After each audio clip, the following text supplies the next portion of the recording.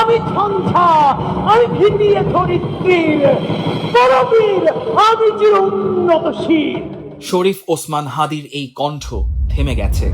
12 December গুলিবিদ্ধ হওয়ার পর 7 দিন জীবন মৃত্যুর সাথে লড়াই করেন জুলাই আন্দোলনের নেতা হিসেবে খ্যাতি পাওয়া হাদি।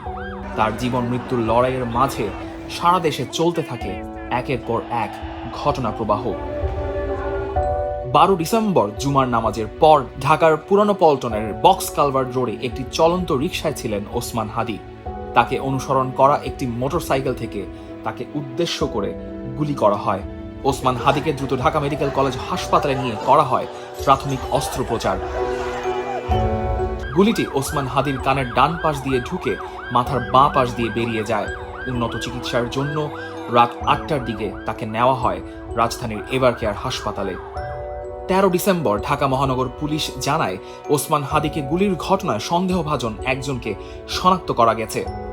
সন্দেহভাজন অভিযুক্ত ব্যক্তির নাম ফয়সাল করিম মাসুদ। বলা হয় তিনি নিষিদ্ধ সংগঠন ছাত্রলীগের নেতা ছিলেন। গুলি চালানো ব্যক্তিকে ধরিয়ে দিতে 50 লাখ টাকা পুরস্কারের ঘোষণা দেন স্বরাষ্ট্র উপদেষ্টা জাহাঙ্গীর আলম চৌধুরী। 14 ডিসেম্বর তদন্ত সংশ্লিষ্টরা জানান তারা ঘটনায় জড়িত 3 জনকে শনাক্ত করতে পেরেছেন। তাদের মধ্যে মোটরসাইকেলের পেছনে বসে গুলি চালান ফয়সাল। চালক ছিলেন আলমগীর শেখ। বলা হয় এই হামলার উদ্দেশ্য ছিল দেশে বড় ধরনের অস্থিতিশীলতা তৈরি করা। পুলিশের পক্ষ থেকে বলা হয় এই 2 জনের সম্ভাব্য অবস্থান শনাক্ত করে 13 ডিসেম্বর রাতেই সীমান্তবর্তী এলাকায় অভিযান চালায় পুলিশ। সেখান থেকে মানব পাচারে জড়িত অভিযোগে পুলিশ 2 জনকে আটক করে। আটকের পর জিজ্ঞাসাবাদে তাদের থেকে জানা যায় শুক্রবার দিবাগত রাতে 2 জন বাংলাদেশি নাগরিককে ভারতে পাচারে সহযোগিতা করেছেন তারা। এই 2 জনই ফয়সাল এবং আলমগীর বলে আইন শৃঙ্খলা রক্ষাকারী বাহিনীর ধারণা। 15 ডিসেম্বর উন্নত চিকিৎসার জন্য ওসমান হাদিকে এয়ার অ্যাম্বুলেন্সে করে সিঙ্গাপুরে নেওয়া হয়। এদিন তদন্ত সংশ্লিষ্ট সূত্র জানায় 2 সন্দেহভাজন ফয়সাল ও আলমগীর ময়মনসিংহের হালুয়াঘাট সীমান্ত দিয়ে ভারতে পালিয়ে গেছেন। একই দিনে ওসমান হাদিকে গুলির প্রতিবাদে ঢাকার কেন্দ্রীয় শহীদ মিনারে অনুষ্ঠিত হয় সর্বদলীয় প্রতিরোধ সমাবেশ। এতে জামায়াতে ইসলামী, এনসিপি সহ বিভিন্ন রাজনৈতিক দলের নেতারা অংশ নেন। 16 ডিসেম্বর এক বিবৃতিতে ইনকিলাব মঞ্চ জানায় সিঙ্গাপুরের চিকিৎসাধীন ওসমান হাদির শারীরিক অবস্থার কিছুটা অবনতি হওয়ার পর স্থিতিশীল অবস্থায় এসেছে। আরেকটি অস্ত্রোপচার প্রয়োজন, সেটি করার মতো শারীরিক পরিস্থিতি তৈরি হয়নি।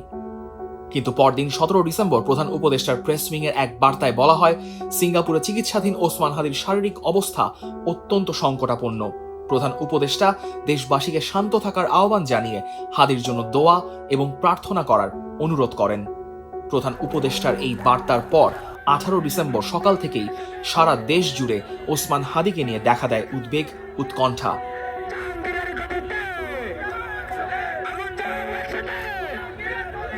রাত 9:45টার দিকে শেষ নিঃশ্বাস ত্যাগ করেন জুলাই আন্দোলনের নেতা ও ইনকিলাব মঞ্চের মুখপাত্র শরীফ ওসমান হাদি।